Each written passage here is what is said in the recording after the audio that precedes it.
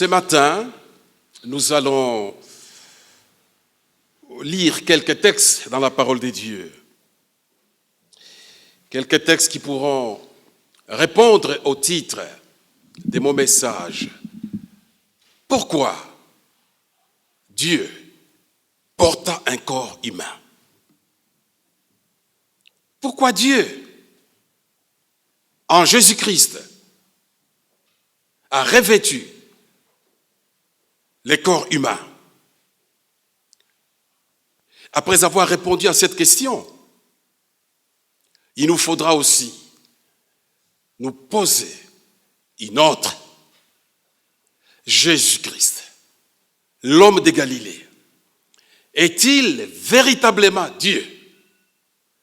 Ou plutôt, nous, les évangélistes, lui ont conféré un titre auquel lui-même n'a pas fait allusion.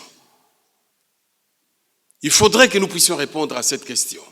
Car de nos jours, il se passe beaucoup d'interprétations erronées, beaucoup de bêtises. Et même certains chrétiens qui prétendent être nés de nouveau ont des doutes sur la divinité de Jésus-Christ. Des professeurs en théologie ont des doutes sur la divinité de Jésus-Christ. Et pourtant la Bible regorge de références attestant, prouvant que le Jésus que nous adorons, c'est Jésus de Nazareth. Jésus-Christ, l'homme de Galilée, est véritablement Dieu. Alors s'il n'est pas Dieu, qu'est-ce que nous faisons ici? S'il n'est pas Dieu, pourquoi perdre notre temps?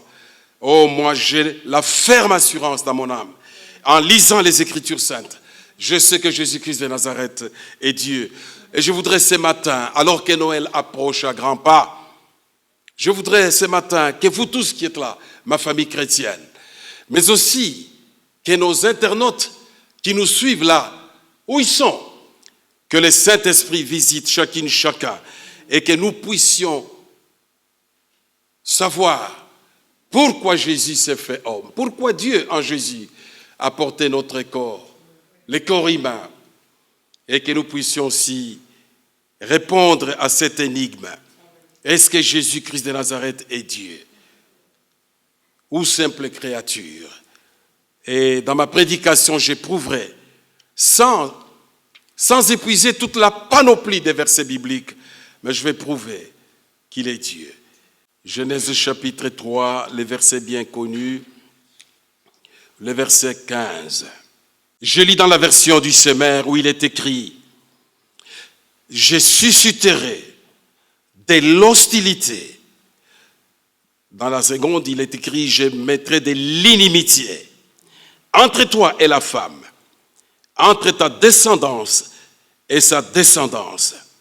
Celle-ci t'écrasera la tête et tu lui mordras le talon. » J'aimerais aussi que nous puissions lire le prophète Ésaïe au chapitre 9 et le verset 5. Le prophète Ésaïe au chapitre 9 et le verset 5, où il est écrit « Car un enfant est né pour nous, un fils nous est donné, et il exercera l'autorité royale. Il sera appelé merveilleux, conseiller, Dieu fort ou Dieu puissant, Père à jamais ou Père éternel et Prince de la paix. » Et dans le Nouveau Testament, je vous convie au passage de Matthieu, Matthieu chapitre 1er. Matthieu chapitre 1er à partir du verset 18.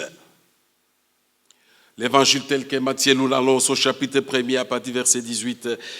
Voici dans quelles circonstances Jésus-Christ vint au monde. Marie, sa mère, était liée par fiançailles à Joseph. Or, elle se trouva enceinte par l'action du Saint-Esprit avant qu'ils aient vécu ensemble. Joseph, son futur mari, était un homme juste. Il ne voulait pas la livrer au déshonneur. C'est pourquoi il se proposa de rompre ses fiançailles sans en ébruiter la raison. Il réfléchissait à ses projets quand un ange du Seigneur lui apparut en rêve et lui dit « Joseph, descendant de David, ne crains pas de prendre Marie pour femme, car l'enfant qu'elle porte vient de l'Esprit Saint. Elle donnera naissance à un fils, tu l'appelleras Jésus. C'est lui en effet qui sauvera son peuple de ses péchés. » Tout cela arriva pour que s'accomplisse cette parole du Seigneur transmise par les prophètes. Voici la jeune fille vierge sera enceinte. Elle enfantera un fils que l'on appellera Emmanuel, ce qui veut dire Dieu avec nous. Amen. Pourquoi Dieu a porté notre corps? Lorsque la trompette sonnera et que les morts ressusciteront, lorsque nous qui sommes vivants serons transformés en un clin d'œil et irons à la rencontre du Seigneur, nous ne serons pas étonnés. Parce que le Messie, c'est bien Jésus. Nous les reconnaîtrons à ses marques. Il a porté notre corps. Il est né complet. Mais il a repris son fauteuil éternel avec des marques de clous. Dans ses mains, ses pieds, un coup de grâce qu'il lui a porté aussi dans son côté. Le premier texte que nous venons de lire se situe dans les livres de la Genèse.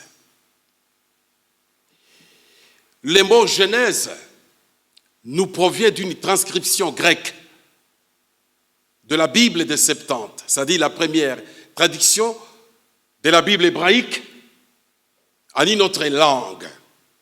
Parce que chez les Hébreux, lorsque vous lisez les 39 livres de l'Ancien Testament, chaque livre est nommé d'après les premiers mots qui apparaissent dès qu'on lit les livres.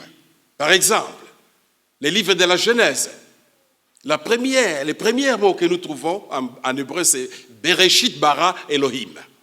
Au commencement, Dieu créa. Et dans la Bible hébraïque, les titres de la Genèse, c'est Bereshit, c'est-à-dire au commencement. Tandis que dans la version de la Septante, c'est Genesis. C'est de cette appellation que nous avons eu cette transcription de Genèse, qui signifie origine. Et ce titre convient. Ce titre convient bien parce que la Bible, les livres de la Genèse nous parlent des origines du cosmos, mais aussi de l'origine de l'humanité. La Genèse nous montre aussi l'origine du mal, la première transgression, l'origine de la mort. Mais elle nous montre aussi la première civilisation humaine. Et la Genèse va nous conduire aussi au choix de Dieu, d'un peuple, d'une tribu, pour préparer l'avenir de son Fils. Les livres de la Genèse est le livre qui a subi beaucoup d'attaques. Beaucoup d'attaques. La Genèse, en général, et le Pentateuque, les 5 premiers livres de Moïse, ont subi des attaques virulentes de la part de la critique non conservatrice. Le diable a voulu détruire la Genèse. Vous savez qu'au XVIIIe siècle, un certain Baruch Spinoza nia la mosaïcité du Pentateuque. Il annonça et il écrivit que Moïse n'a jamais écrit. Ou s'il a écrit, il n'a pas été le seul écrivain. Au XVIIIe siècle, le fameux siècle des Lumières, von Harnack, lui n'a pas combattu que la Genèse. Avec la pratique de la lecture historico-critique, il a dit ceci aux églises issues de la Réformation protestante. Ne lisez plus l'Ancien Testament. Il faut abandonner l'Ancien Testament. Ça n'a rien à voir avec la vraie révélation. Le diable a lutté pour détruire les Écritures saintes. La Bible a été combattue. J'ai des preuves suffisantes appuyant la mosaïcité du Pentateuque, appuyant la mosaïcité de la Genèse. Si nous nous disons, oh, Moïse n'a pas écrit, alors nous faisons Dieu menteur. Parce que Jésus-Christ, qui est Dieu, reconnaît la mosaïcité du Pentateuque. Si Jésus est d'accord que Moïse a écrit, qui es-tu toi aujourd'hui, ici à Bruxelles, à Paris, à Moscou, ou à Washington, à Kinshasa, ou n'importe où? Qui es-tu toi pour dire que, ah non, Moïse n'a pas écrit? Nous savons que Moïse a véritablement écrit. Et quand je lis la parole de Dieu, je vous assure, j'ai la ferme assurance que cette parole est inspirée. C'est-à-dire, le souffle de Dieu a dirigé les auteurs sacrés. Vous vous imaginez un volume écrit à travers plusieurs siècles, presque 14 siècles, avec les gens de cultures différentes, les gens d'instructions différentes, et pourtant, les 66 livres ne se contredisent pas. Les 66 livres, loin de se contredire, plutôt ils sont complémentaires. C'est vraiment la parole de Dieu. Elle n'est pas qu'inspirée, elle est aussi inhérente. C'est-à-dire, la Bible n'a pas d'erreur. La Bible ne contient pas d'erreur. Je ne parle pas d'erreur d'orthographe. Les erreurs d'orthographe sont possibles à cause de ces scribes qui nous ont rendu un service fou vraiment, un service de grande envergure, en copiant et en recopiant. C'est bien normal qu'on trouve I à la place de U, ou peut-être O à la place de OU. Des petites fautes comme ça d'orthographe existent. Mais des fautes doctrinales n'existent pas dans la Bible. La Bible est inhérente, c'est-à-dire elle ne contient pas d'erreurs de doctrine, elle ne trompe personne. Vous savez, le Nouveau Testament contient des milliers de lectures divergentes, des milliers de lectures différentes, ou ce que les spécialistes nomment des leçons aberrantes, des milliers. Savez-vous que, en scrutant toutes ces diverses lectures, toutes ces variantes qui apparaissent lorsque les scribes copient et recopient les textes, on ne trouve nulle part une lecture qui puisse contredire la saine doctrine de l'Église. Nulle part. Tu ne trouveras jamais que Jésus n'est pas né à Bethléem de Judée, il est né plutôt à Ouagadougou. Non. Tu ne trouveras jamais une contradiction, que Jésus n'est pas né de la puissance du Saint-Esprit. Il est né plutôt grâce à un concubin de Marie ou à son fiancé Joseph. Jamais. Donc finalement, la Bible, c'est le best-seller de tous les écrits. Acclamons le Seigneur. Nous avons les livres. Je voudrais ce matin, si jamais tu es ailleurs, que tu saches que le message que j'annonce, c'est le plus beau des messages, parce qu'il provient du livre de Dieu. J'aimerais ce matin que Voltaire ressuscite de son panthéon parisien et qu'il vienne ici, à la rue Ernest Allard, au numéro 11, à quelques mètres du Sablon et non loin du palais de justice, qu'il vienne, qu'il entre dans notre temple et qu'il nous voit ouvrir la Bible et lire encore la Bible. Lui qui avait dit qu'après lui, la Bible serait oubliée. Ironie, Dieu est amusant parfois. La maison même de Voltaire est devenue un dépôt de Bible. Après lui, acclamons le Seigneur est puissant. C'est pourquoi l'apôtre Paul dit, je n'ai point honte de l'évangile. C'est pourquoi Paul dit, je n'ai point honte de l'évangile du Christ. Car l'évangile est la puissance de Dieu pour le salut de quiconque croit, du juif détenteur de la loi, mais aussi du païen idolâtre. Quiconque confesse le Christ, il est sauvé. Pourquoi il a porté les corps humains, c'est Dieu. Un de mes maîtres, Henri Blocher, dans son livre intitulé La doctrine du Christ, il dit ceci: Il n'est pas tombé du ciel. Le Christ, Jésus, n'est pas tombé du ciel comme une comète. Dieu a annoncé sa venue. C'est ça la puissance de la Bible. Ce qui arrive a été annoncé. Dieu a préparé l'avenir de son Fils. C'est l'avenir de lui-même. C'est l'avenir de Dieu. Première annonce de sa venue. À l'aube de la création. Nos premiers parents viennent de tomber dans ce péché d'orgueil où le diable les a poussés. Le jour où vous mangez de ces fruits, vous deviendrez comme des dieux. Ah, devenir comme Dieu. Oh, quelle aubaine. Oh, quel privilège. Mais au lieu de la divinité, ils ont plongé l'humanité dans la catastrophe. Mais quand Dieu vient et dialogue avec nos premiers parents, c'est lui le Dieu d'amour qui vient et c'est lui qui lance l'hameçon. Adam, où es-tu? Ah, j'ai entendu ta voix. J'ai eu peur. Tu as eu peur? Oui, pourquoi? Parce que je suis nu. Qui t'a dit que tu étais nu? Ton état immaculé, qu'est-ce qu'il est devenu? La femme que tu m'as donnée. Voilà celle qui m'a induit en erreur. Et toi, Ève? Oh, c'est pas moi. C'est le serpent qui m'a induit en erreur. Et Dieu prononce la malédiction. Et dans cette malédiction, nous y trouvons déjà l'annonce de l'avenir de Jésus-Christ de Nazareth. Dieu dit au serpent, entre toi et la femme, je mettrai inimitié, hostilité. Entre ta postérité et sa postérité. Étonnant. Les mots qui est utilisé et que nous traduisons par postérité ou sémence, ces mots pouvaient bien être appliqués à Adam. Parce que c'est l'être humain au masculin qui dispose de cette sémence. Mais dans cette lecture, les mots sémence est appliqué à la femme seule. Déjà, l'annonce de la naissance de Dieu, l'annonce du Fils de Dieu, qui allait naître par la puissance du Saint-Esprit. J'existe parce qu'il y a eu papa et il y a eu maman. Mais Jésus-Christ existe parce que Dieu lui-même a voulu qu'il naisse par la puissance du Saint-Esprit. Notre Dieu est puissant.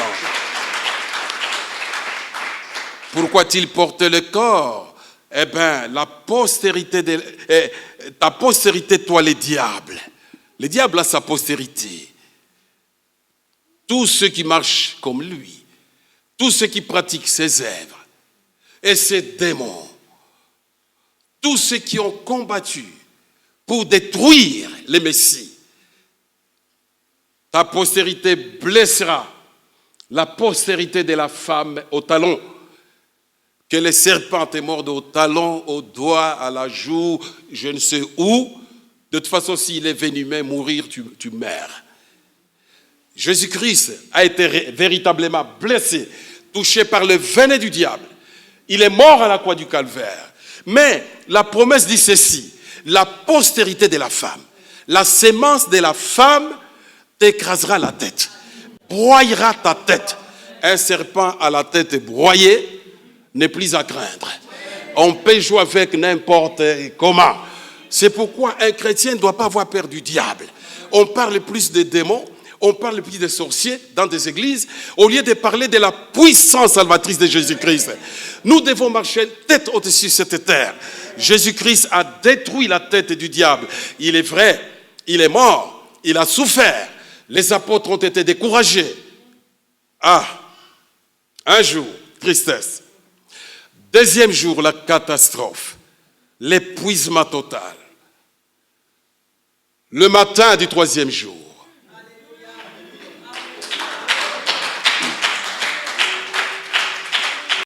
le matin du troisième jour, il est ressuscité d'entre les morts.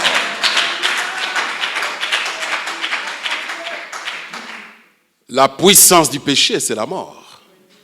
Or, en sortant de sa tombe, la tête du diable a été écrasée une fois pour toutes à la croix du calvaire.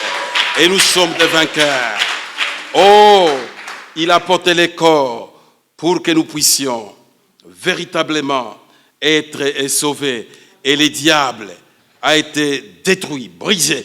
Et dans Genèse 49, et là, Il est un texte vraiment croustillant, un texte que j'aime. Lorsque Dieu s'est déjà choisi un peuple, lorsque Dieu a appelé Abraham, qui est un patriarche post-diluvien, après le déluge, il y a une promesse merveilleuse. Nous savons comment Jacob a suivi son fils Joseph en Égypte. Il y a une ville que je n'ai jamais visitée en Israël, c'est Beersheba. Beersheba, je voudrais voir cette ville. Quelqu'un m'a dit, mais il n'y a pas grand-chose à Beersheba. Moi, je dis, mais Beersheba est quand même importante pour moi dans la Bible.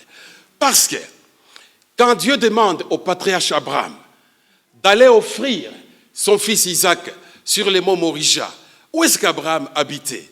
Il habitait dans cette tente à Beersheba. Et quand le patriarche Jacob, avec tous les siens, voyage pour l'Égypte, où Israël allait se constituer, après plus ou moins 4 siècles, où est-ce qu'il habitait? Eh bien, il habitait dans la ville de Beersheba. Et je voudrais peut-être, quand je vais enseigner encore à Jérusalem, à notre faculté, au mois de février, je voudrais faire un effort de voir la ville de Beersheba. Dans Genèse 49, les versets 9 et 10, écoutez ce que dit Jacob. Oui, Juda est un jeune lion. Mon fils, tu reviens de la chasse et tu t'es accroupi et couché comme un lion, comme une lionne. Qui te fait relever? Le sceptre royal ne s'écartera pas de Juda et l'insigne de chef ne sera pas ôté d'entre ses pieds jusqu'à la venue de celui auquel ils appartiennent. Le mot hébreu qui est utilisé et qui est transcrit ici, c'est Shiloh. Jusqu'à ce que vienne le Shiloh et à qui tous les peuples rendront obéissance. Oh, le patriarche Jacob, près de la mort, il bénit chacun de ses enfants. Arrive maintenant le tour de Juda. Il voit en Juda la royauté, mais une royauté exceptionnelle. Juda, le sceptre royal, ne s'écartera pas d'entre ses pieds. Imaginez Juda qui est assis sur son trône royal et le sceptre entre les 2 pieds. Et il est là. Le bâton des chefs sera toujours avec Juda. Et alors, jusqu'à ce que vienne le Shiloh. Mais qui est ce Shiloh? Qui est ce pacificateur? Qui est ce détenteur du jugement? Qui est ce dominateur? Qui est ce roi? Qui est ce Shiloh? La même formule se trouve aussi dans Ézéchiel 21 et au verset 32. La même formule. Et je suis sûr qu'Ézéchiel 21, verset 32, fait allusion au même passage que nous venons de lire, de Genèse, jusqu'à ce que vienne le Shiloh, mais au lieu de Shiloh, là c'est Asherlo, jusqu'à ce que vienne l'Asherlo. C'est-à-dire, c'est lui qui va gouverner, c'est lui qui va juger. Mais qui est ce Shiloh? Qui est ce Asherlo? Qui est ce roi éternel? Force est de constater, et malheureusement, pour les négateurs de la foi, que ce Shiloh n'est autre que Jésus-Christ de Nazareth. C'est lui le véritable Messie. Déjà, la bénédiction de Jacob comporte tout un enseignement que nous passons comme ça sous silence, jusqu'à ce que vienne le Shiloh et que certaines Bibles disent les peuples, une mauvaise traduction. La Bible qui traduit les nations, c'est bien référé en tout cas au texte hébraïque et au texte de la Septante. Parce que la Septante a les mots ethnesin, c'est les nations. Nation est toujours opposée dans l'Ancien Testament à Goïm. Aram, hébreu, Laos, grec, c'est-à-dire le peuple de Dieu. Nation, c'est l'équivalent, pour équivalent hébreu, Goïm. Les Juifs, lorsqu'ils nous traitent de Goïm, c'est pour dire les sans-dieux, les nations qui ne sont pas choisies, qui ne sont pas élus. Or, dans la bénédiction de Jacob, il est dit, jusqu'à ce que vienne les Shiloh ou la Sherlo, et que Ethnesin, les nations lui obéissent. Dites-moi dans l'histoire, qui est l'être qui a pu réunir toutes les nations à l'obéissance? Citez-moi un autre. Qui? Quel président? Qui? Roosevelt? Non. Quel philosophe? Socrate, Platon? Non.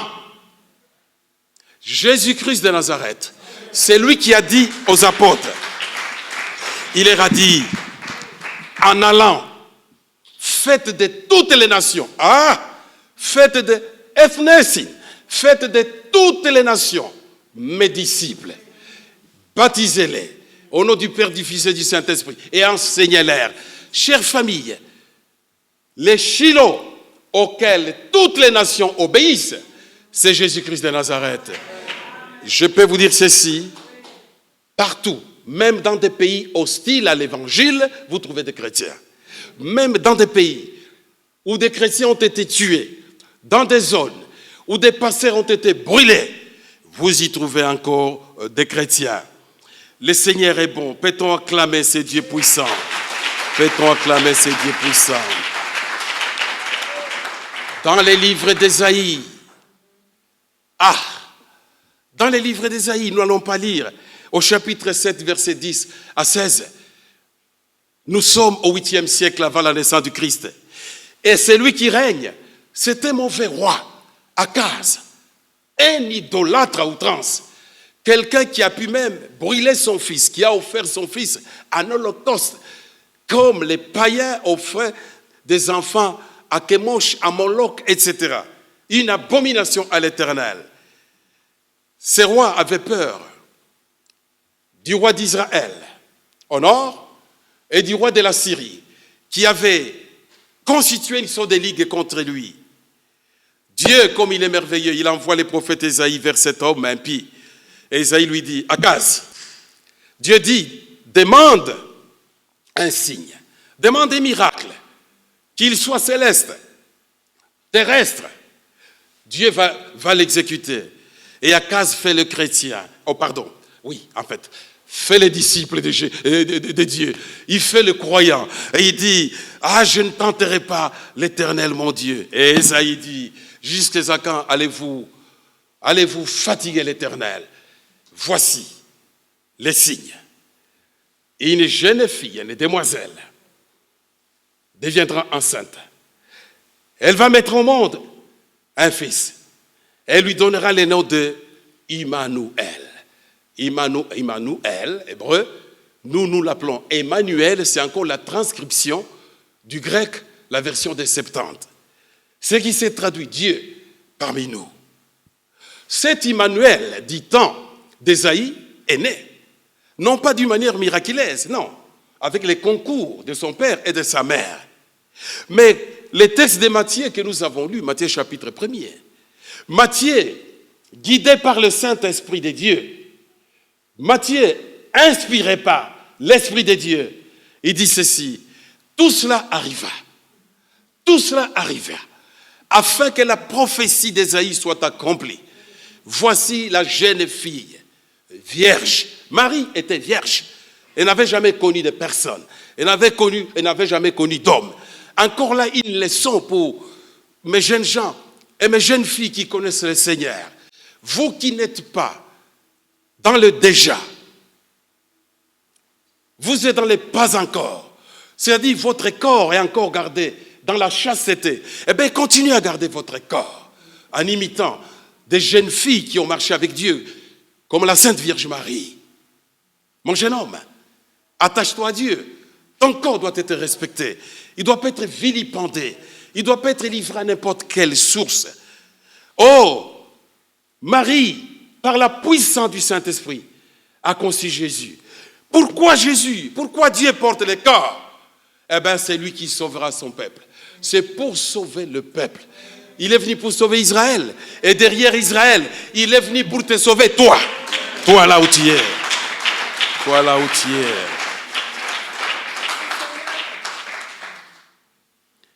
Toujours dans Ésaïe.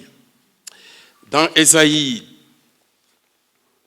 au chapitre 49, texte que nous avons, au chapitre 9, texte que je lis avec vous, les prophètes Ésaïe prophétise ici la naissance de Jésus-Christ. Et il va dire ceci, car un enfant nous est né, un fils nous est donné. Inutile d'engager un combat avec les féministes. L'évangile a déjà épanoui les femmes. La femme chrétienne est une femme épanouie. Il y a 2000 ans, depuis 2000 ans que le Seigneur l'a élevée. En Christ, il n'y a plus ni juif ni grec. Il n'y a plus ni homme ni femme. Nous sommes tous égaux. Et dans notre église, nous devons vivre cette égalité devant Dieu parce que nous sommes en Christ. Oh, cet enfant, ces fils, portent des noms. Et des noms, en tout cas, qui me font trembler. Et des noms qui attestent qu'il est Dieu. On l'appellera merveilleux, conseiller. Si tu lis les textes hébreux, les deux premiers noms n'en constituent qu'un. Conseiller merveilleux. C'est-à-dire conseiller étonnant. Or, si tu aimes l'Ancien Testament, tu vas lire l'histoire de la naissance de Samson. Lorsque l'ange de l'Éternel se représente à nouveau à la femme de Manoah, et que Manoah vient pour préparer le sacrifice, et que Manoah pose la question à l'ange de l'Éternel, quel est ton nom? Quel est ton nom? Parce que lorsque ta prophétie va s'accomplir, que nous puissions t'honorer. Et l'ange de l'Éternel, et beaucoup de spécialistes de la Bible sont d'avis que cet ange qui est nommé l'ange de l'Éternel, c'est le Christ lui-même avant son incarnation. Et l'ange de l'Éternel lui répond, il dit, pourquoi veux-tu connaître mon nom? Parce que mon nom est merveilleux. Mon nom est merveilleux. Et Isaïe prophétise en disant, le fils qui naîtra de la Vierge, cet fils qui nous est donné, on l'appellera merveilleux, c'est-à-dire étonnant. Il est très étonnant. Très étonnant. Tes péchés de toute une vie, lorsque tu viens à lui, en une fraction de seconde, tout est effacé. Il est merveilleux. Il est étonnant. Mais le diable essaie de nous chuchoter autre chose que la libération qui est en Christ. Il est le Dieu puissant. L'hébreu dit El Gibor. Or, le titre El Gibor, ailleurs dans l'Ancien Testament, renvoie à Yahvé lui-même. Oh, ça c'est merveilleux. Et puis, il est Père éternel. Ceci renvoie à sa préexistence et sa divinité. Il est éternel. Que tu le veuilles ou non, de toute façon, tu iras vers lui. Tu comparaîtras devant son tribunal. Qu'on soit qui que l'on soit, l'apôtre dit, il nous faut comparaître tous. Chacun rendra le fruit de son travail et de ses œuvres. Que Dieu te donne la joie. Et je voudrais terminer ce message, et surtout en prouvant que c'est Dieu qui a porté les corps. Il est véritablement Dieu. Ce n'est pas une divinité inventée, pas du tout, pas du tout, pas du tout. Et là, je vais vous inviter dans l'évangile de Jean. Et pour terminer, nous allons lire ensemble l'évangile de Jean au chapitre 8. Jean au chapitre 8. Et là, nous allons trouver une série de passages qui nous montrent véritablement que c'est Jésus. C'est Jésus-Christ et Dieu. Jean chapitre 8. D'abord, nous lisons le verset 24. Bien. Oh, ce verset est merveilleux. C'est pourquoi je vous ai dit, vous mourrez dans vos péchés. En effet, si vous ne croyez pas que moi, je suis, vous mourrez dans vos péchés. Chère famille, la formule je suis, ego eimi, moi je suis. Si vous avez l'occasion d'interroger les textes grecs de la Septante, vous danserez de joie. Lorsque Moïse voit les buissons qui brûlent sans être consumés, et qu'il entend Dieu lui dire, Moïse, Moïse, ôte tes sandales, le lieu où tu t'es situé est saint. Et le dialogue commence avec Dieu. Et Dieu lui dit, voilà, je t'envoie libérer mon peuple en Égypte. Moïse est un homme logique. Il pose la question à Dieu. Il dit, et si les enfants d'Israël me posaient cette question, qui est ce Dieu qui t'envoie? Comment se nomme-t-il? Et Dieu lui dit, va leur dire, c'est lui qui se nomme, je suis, m'a envoyé vers vous. C'est-à-dire, Ego, eimi. C'est lui qui se nomme. Je suis. Passons un peu à une sorte d'exercice. Je voudrais que ceux qui sont à ma droite prononcent à haute voix. Je suis. Allez-y. Je suis. Non, c'est pas assez fort. Allez-y encore. Je suis. Vous qui êtes au centre, je voudrais vous entendre. Dites encore, je suis. Je suis. Bien fort. Je suis. À ma gauche, à la fin, avec rage. Allez-y. Je suis. Allez-y. Au fond, pour terminer, nous tous ensemble. Ensemble, je suis. Tu n'es plus déjà ce que tu as dit. Tu viens déjà de vieillir de quelques secondes. Ouf, je suis en train de vieillir, mon Dieu. Et ça continue. Et ça va continuer jusqu'à ce soir. Et ça va continuer jusqu'à demain. Et puis, mon jeune homme, mademoiselle, après quelques années, cheveux blancs comme ton pasteur, à mes internautes, vous vous rendrez aussi compte de la vérité de ce que je dis. Dieu, c'est celui qui ne change jamais. Oh! Oh! Et Jésus. Au fond, je ne sais pas pourquoi les diables nous trompent. La précision, même si la naissance de Jésus. J'en parlerai ces jours de Noël. La précision prophétique. Même la ville, la région bien précisée. Lorsque les mages arrivent à Jérusalem, c'est émouvant. Les mots que nous nommons mages, au fond, ce sont des prêtres babyloniens qui scrutaient tous les jours les astres pour y découvrir des enseignements cachés.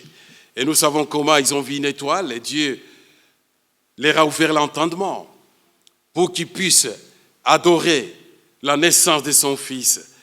Quand ces prêtres babyloniens arrivent à Jérusalem et cherchent le lieu où les rois des Juifs étaient nés, Hérode le Grand, un criminel, grand bâtisseur, un homme qui a pu tuer même la reine pour protéger son trône. Il a tué l'héritier, son fils aîné, pour protéger son trône. Hérode le Grand entre en ébullition. Quoi? Il y a donc un roi des Juifs qui va naître. Il appelle les scribes. Ces gens qui scrutaient les Écritures chaque jour. Dites-moi, que disent les Écritures? Où est-ce que ce roi va naître? Les scribes n'ont même pas traîné. Ils lui ont apporté la réponse. Il naîtra dans Bethléem de Judée. Bethléem Ephrata. Intéressant. Parce qu'il y avait deux Bethléem. Bethléem Ephrata et Bethléem en Galilée à 11 km de Nazareth. Les juges juibs furent originaires de cette Bethléem. Dites-moi où est-ce qu'il est né, ce Jésus? Il est né dans quel Bethléem? Ephrata, Bethléem de Juda. Comme Michée 5 l'annonce à partir du premier verset. Il n'est pas né à Charleroi, il est né à Bethléem. Mais la précision, et Jésus-Christ s'adresse aux Juifs. Nous sommes toujours au chapitre 8, à l'élite juive. Lisons le verset 28. Lisons le verset 28. Ah! Est-ce qu'on peut lire ensemble ces versets? Lisons ces versets tous ensemble. On y va. Quand vous aurez élevé les fils de l'homme, alors, continuons. Vous reconnaîtrez que je ne fais rien de ma propre initiative, mais que je transmets ce que le Père. Reprenons le début encore. Quand vous aurez élevé les fils de l'homme, alors vous comprendrez que moi, ego eimi. Alors vous comprendrez que je suis Yahvé. Rendez-vous au paradis. L'élévation de Jésus à la croix du Calvaire. Dans Jean chapitre 3, nous lisons, tout comme Moïse éleva les serpents dans le désert, il faut que les fils de l'homme soient aussi élevés. Et quand je serai élevé, j'attirerai les hommes de toute la terre vers moi. Quand vous m'aurez élevé, vous connaîtrez qui je suis. Enfin, bouclons la boucle. Jean chapitre 8, là où nous sommes. Jean chapitre 8, ça c'est un texte que tout chrétien doit retenir. Tout chrétien de notre communauté, tout défenseur de la divinité de Jésus-Christ doit retenir ces versets. Jean chapitre 8 et les versets 58. Commençons au verset 57. Les versets 57. C'est la période, c'est le moment où il y a des controverses christologiques terribles. Jésus contre l'élite juive. Jean 8, 57. Quoi? Lui dirent-ils alors. Tu n'as même pas 50 ans et tu prétends avoir vu Abraham.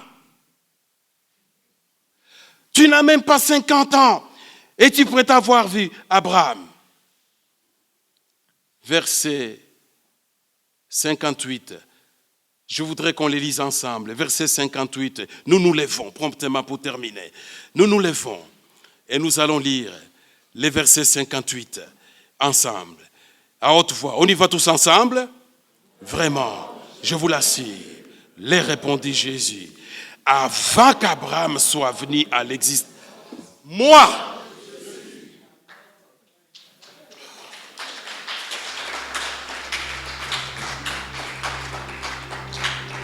alors si Jésus, nous restons debout, alors si Jésus-Christ est Dieu, pourquoi aller chercher ailleurs la vérité? Si Jésus-Christ est Dieu, pourquoi ne pas croire en son nom? Si Jésus-Christ est Dieu, pourquoi perdre pédale puisqu'on n'a pas du travail? Si Jésus-Christ est Dieu, pourquoi se révolter parce qu'on n'a pas encore trouvé de fiancés? Si Jésus-Christ est Dieu, pourquoi ne pas se soumettre à sa volonté? Il est venu pour détruire les diables et ses œuvres. C'est lui qui est venu est véritablement Dieu. Que le Seigneur t'aide, que tu marches dans ses voies. Et bientôt la trompette sonnera et nous serons tous ensemble. Amen. Amen.